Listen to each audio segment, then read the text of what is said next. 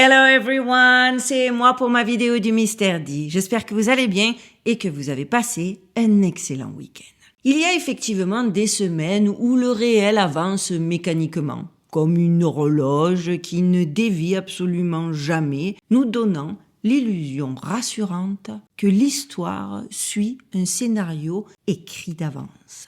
Et puis, il y a ces semaines, de plus en plus fréquentes, où la mécanique se grippe, où une pression invisible remonte à la surface pour fissurer notre réalité et nous rappeler qu'il existe en profondeur une trame secrète reliant les événements les plus disparates. Eh bien, cette semaine encore, les amis, nous sommes exactement dans cette configuration. Pas un choc frontal, pas de bruit médiatique inutile, mais 3 dossiers techniques, froids, précis, qui, une fois ouverts sur la même table, dessinent clairement une architecture vertigineuse. Une étude académique d'Harvard qui brise le dernier tabou scientifique. Une doctrine militaire de l'ombre qui officialise la guerre de votre esprit. Et un projet oublié de 2005 qui avait prévu à l'année près le scénario exact de notre présent. Aujourd'hui, les amis, nous n'allons pas survoler l'info. Nous allons ouvrir ces dossiers et voir ce que la fissure laisse entrevoir. Alors installez-vous confortablement, thé, café, matcha, popcorn, on y va, on y go, et c'est maintenant.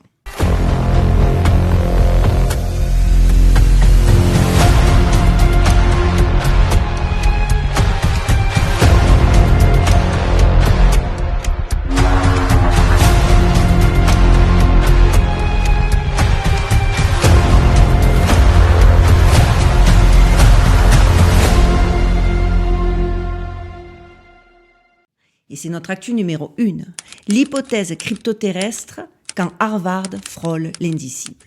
Pour comprendre la gravité de ce qui se joue dans cette actu, il faut regarder là où personne n'ose regarder. Non pas le ciel, mais bel et bien les institutions académiques les plus conservatrices. Et ça, sur ma chaîne, on le sait. Et cette semaine, nous sommes servis. En effet, un document issu de Human Flourishing Program de l'université d'Harvard est revenu saturer les discussions des analystes.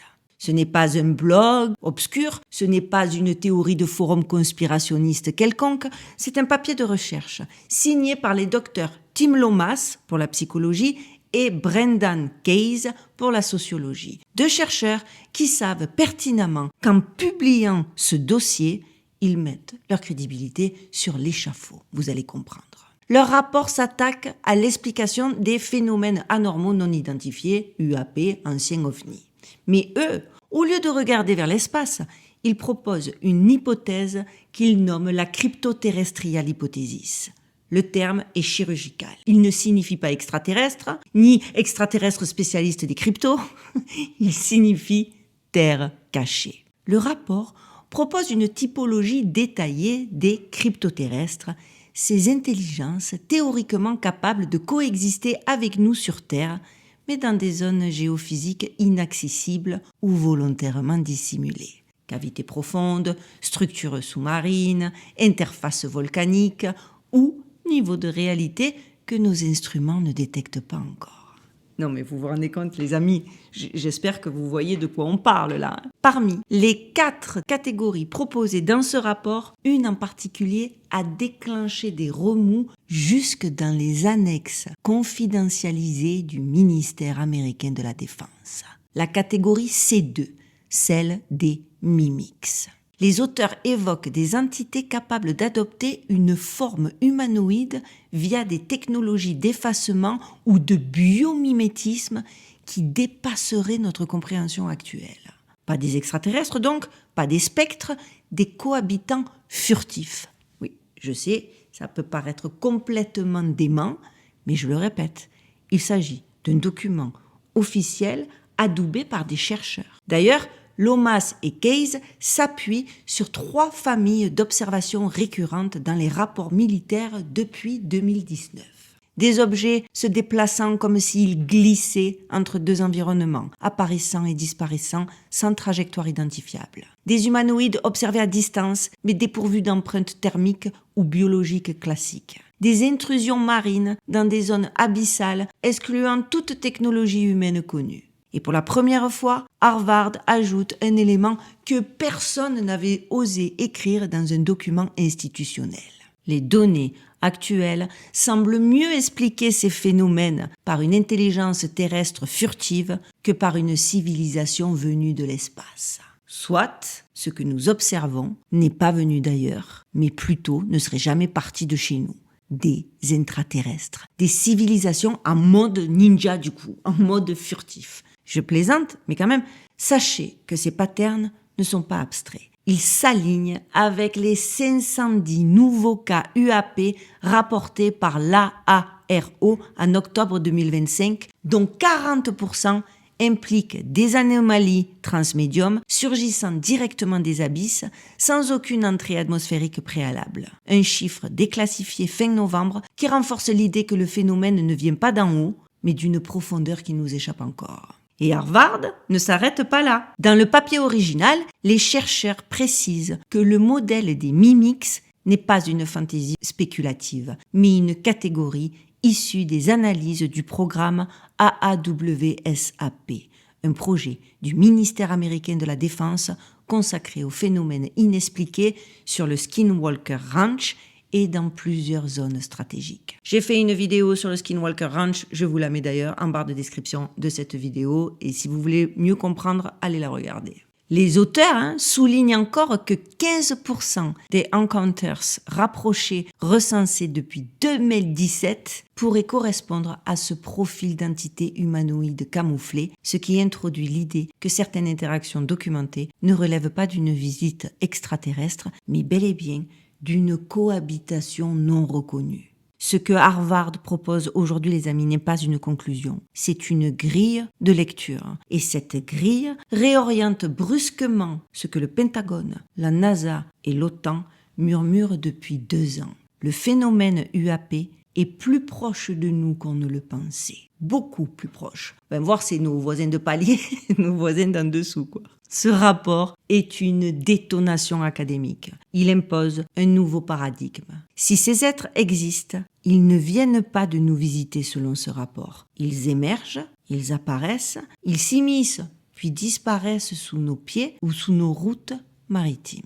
Et si cette hypothèse dérange, les amis, alors l'actu numéro 2 devient quant à elle incontournable. Parce que si ces intelligences évoluent dans nos interstices, alors la bataille qui se joue aujourd'hui n'est pas technologique, mais cognitive. Et justement, c'est notre actu numéro 2, le PSYOP. Les mots sont nos armes. L'aveu public de la guerre cognitive. Au moment précis donc, où Harvard légitime l'idée d'une cohabitation non humaine sur notre planète, un autre événement s'est déroulé cette semaine. Un événement discret, presque chuchoté, mais qui transforme brutalement le paysage. Le 4th Psychological Operation Group, soit en français le 4e groupe des opérations psychologiques, a publié une vidéo. J'espère pouvoir vous la mettre en image. Et vous allez voir, pas n'importe quelle vidéo. Pas une pour recruter des soldats, pas une vidéo pour inspirer la nation, pas même une vidéo patriotique. Que nenni, absolument pas, accrochez-vous, bien au contraire. Une vidéo qui ressemble à une confession stratégique. Vous allez comprendre. Au cœur du message, une phrase unique délivrée avec une tranquillité glaçante. Words are our weapon. Les mots sont nos armes. Ce n'est pas une métaphore, c'est le cœur doctrinal de l'unité chargée de manipuler les perceptions, d'orienter les comportements, de modeler l'interprétation du réel dans les zones de guerre comme dans les sociétés civiles. Parce que oui, c'est ça la fonction du 4e groupe des opérations psychologiques. Alors pour ceux qui l'ignoreraient, depuis la guerre froide, le PSYOP opère dans l'ombre. Leur surnom, les Warrior Diplomats, les diplomates guerriers, ou plus sombrement, les Master Manipulators, les maîtres de la manipulation. Leur devise, Verbum Vince, traduction, le verbe vaincra. Ils ne recrutent pas des soldats bourrins, eux, ils recrutent des profils atypiques, des graphistes de haut vol, des docteurs en anthropologie, des experts en marketing, des linguistes, des cinéastes. Leur travail est divisé en 3 phases qui se font froid dans le dos par leur efficacité. Première phase, ils étudient une population cible. Toi, moi, un village afghan, un pays entier, pour trouver ses failles psychologiques. Quelles sont ses peurs, ses mythes, ses colères. Deuxième phase, ils créent alors le produit parfait pour exploiter cette faille. Ça peut être une rumeur, une fausse émission radio, une vidéo virale ou un mème. Et enfin, 4e et dernière phase, dissémination. Ils injectent le poison. Contrairement à la CIA, qui se cache, le 4e groupe assume une esthétique très sombre, presque occulte. Ils se considèrent, sachez-le, comme la Ghost Army dans leur jargon. Comprenez, les héritiers de l'armée fantôme de 39-45 qui utilisaient des chars gonflables et des haut-parleurs pour tromper les nazis. Ils cultivent cette image de fantôme qui hante le champ de bataille. Et justement, on dirait bien que cette fois, ils ont décidé de parler. Et la manière dont ils l'ont fait est plus inquiétante encore que le message lui-même. La vidéo a été effectivement uploadée, enfin, pour être très honnête, réuploadée, le 27 novembre 2025 à 3h33 du matin, heure de Washington. L'heure miroir, l'heure morte. Ce choix n'est pas technique, vous le savez, il est symbolique. C'est une signature, c'est la marque de ceux qui opèrent quand le monde dort. Une heure située dans ce que les anthropologues appellent les zones liminales, ces interstices du temps utilisés dans les rituels où l'on cherche à effacer la frontière entre conscient et inconscient. Et bien sûr, le 33, ils auraient pu choisir n'importe quelle heure miroir. Est-ce que j'ai besoin d'en dire plus ? Vous vous doutez bien que rien là-dessous n'est innocent. Puis vient l'élément qui a enflammé X en quelques heures. Effectivement, à 57 secondes de la vidéo mise en ligne, un Easter egg apparaît, une silhouette fragmentée rappelant Pepe the Frog, symbole détourné pour des sous-cultures en ligne spécialisées dans le décodage des narratifs officiels. Un clin d'œil que personne ne place là par accident, comme si le psyop adressait un message parallèle à ceux qui savent lire entre les lignes. Pas seulement à de futurs opérateurs, mais à ceux qui participent déjà à la bataille cognitive. Ce détail, ajouté à l'heure de publication, transforme une simple vidéo institutionnelle en déclaration d'ouverture des hostilités. Car ce que dit implicitement le psyop, le fond du message, ce que cette vidéo nous dit à travers les images, c'est que le champ de bataille a changé de dimension, que la guerre qui vient ne se gagne ni avec des drones, ni avec des armes hypersoniques. Elle se gagne en orientant la perception des masses. Nous sommes passés du kinetic warfare, donc les bombes, au cognitive warfare, les idées. Le but n'est plus de gagner un territoire, mais de gagner la perception de ce territoire. Parce qu'écoutez bien, moi ce que j'en déduis, c'est que si l'on met cette doctrine en parallèle avec l'hypothèse d'Harvard, notre actu numéro 1, qui sort tout ça la même semaine, le tableau devient glaçant. Si des réalités autres existent, comme les cryptoterrestres, alors le seul moyen de maintenir la cohésion sociale est de contrôler drastiquement, plus que jamais, la narration, puisque tout est en train de sortir. Donc le psyop ne nous menace pas. Il nous informe que le filtre de réalité est déjà en place et qu'ils en tiennent la télécommande. Et ça fait réfléchir, d'autant plus quand on s'attaque à notre actu numéro 3. Cassandra, l'ombre qui revient 20 ans plus tard.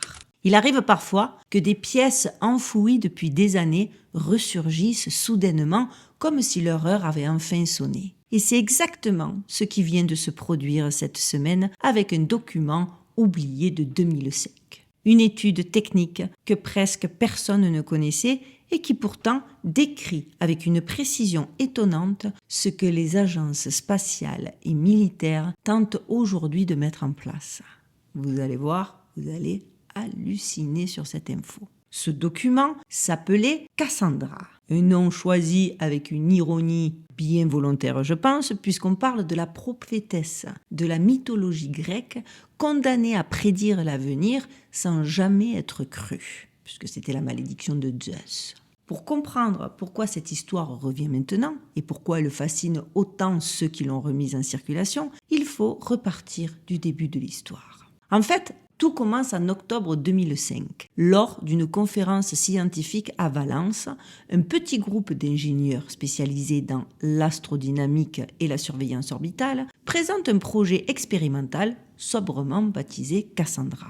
Ce projet n'a droit à aucune publicité, ne fait l'objet d'aucune communication institutionnelle, ne suscite absolument aucune polémique. À l'époque, il semble même s'agir d'une simple étude prospective, parmi d'autres, au milieu de dizaines de projets concurrents. Pourtant, le contenu de ce document est loin, mais alors bien loin d'être banal. Cassandra, en effet, propose la conception d'un système capable de surveiller continuellement les zones de l'espace proche de la Terre, en particulier ce que l'on appelle l'espace cislunaire, c'est-à-dire la région située entre la Terre et la Lune. L'objectif annoncé est limpide, détecter le plus tôt possible les objets errants, les trajectoires anormales et les masses non cataloguées qui pourraient représenter un danger. En 2005, cette ambition paraît presque présomptueuse. Les moyens technologiques n'existent pas encore, la défense planétaire est un sujet marginal et l'idée de surveiller la zone cislunaire en continu est jugée tout bonnement irréaliste. Le projet tombe donc officiellement dans l'indifférence générale. Bien évidemment, rien de spectaculaire en apparence, sauf que pour les plus curieux d'entre nous, ceux qui ont la capacité d'anticiper les choses, de lire entre les lignes et de n'ignorer aucun détail, eux ont tout de suite saisi l'intérêt du projet Cassandra et ont investigué sur qui étaient les concepteurs de Cassandra. Pour commencer, et vous allez voir, il y a de quoi vous mettre la puce à l'oreille. Le document original qu'ils ont découvert mentionne plusieurs profils.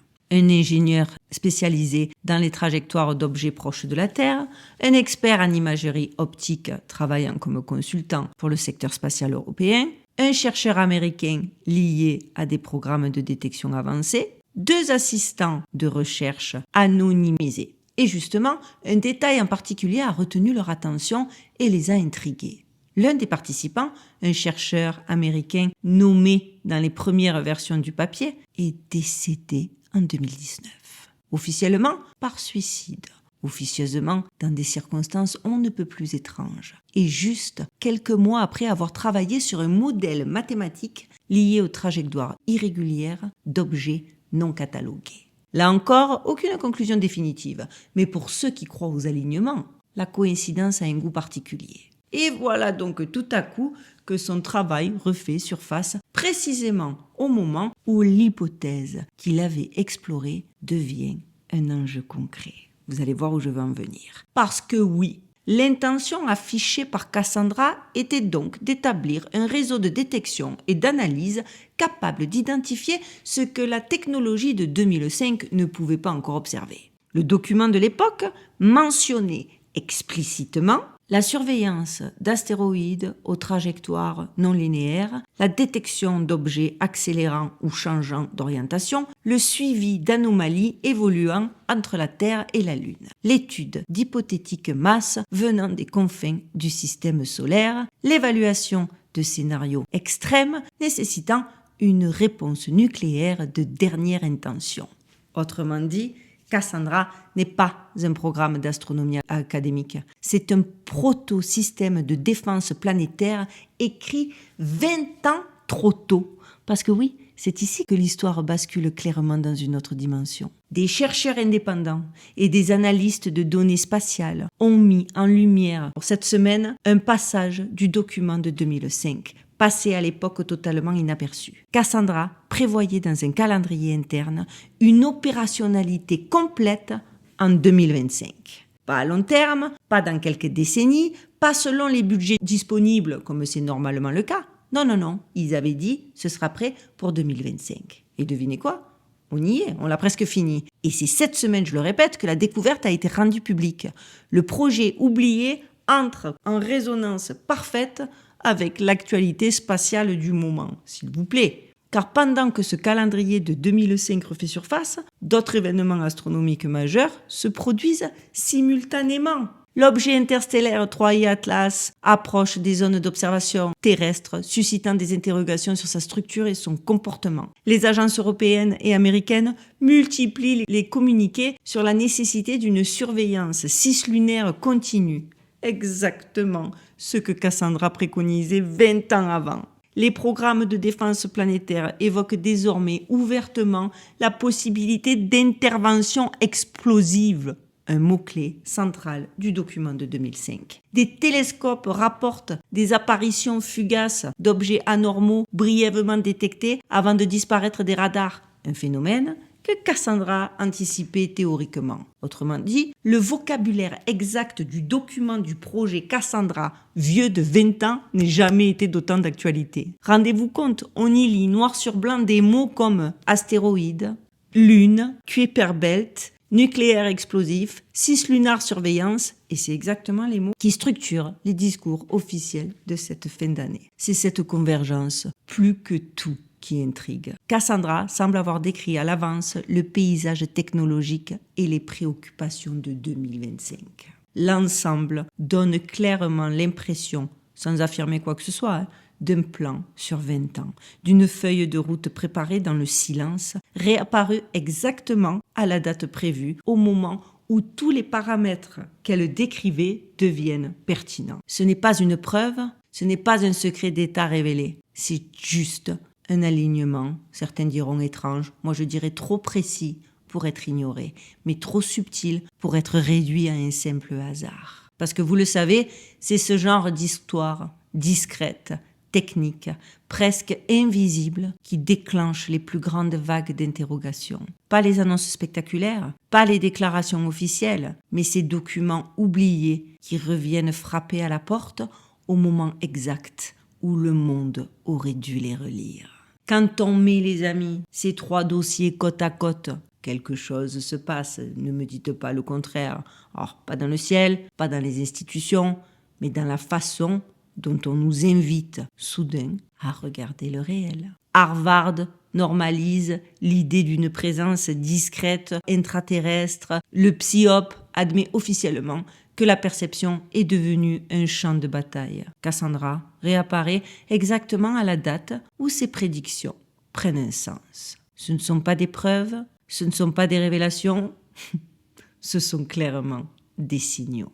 Et quand plusieurs signaux émergent en même temps dans des domaines qui n'ont rien à voir, ça signifie rarement que le monde change. Ça signifie beaucoup plus souvent que le monde a déjà changé et que nous sommes simplement en train de rattraper la vérité qu'ils se sont tant appliqués à nous dissimuler. Mais là, clairement, ils peuvent plus. La seule question qui reste, c'est de savoir pourquoi maintenant. Et surtout, qu'est-ce qui approche pour qu'on prépare autant le terrain.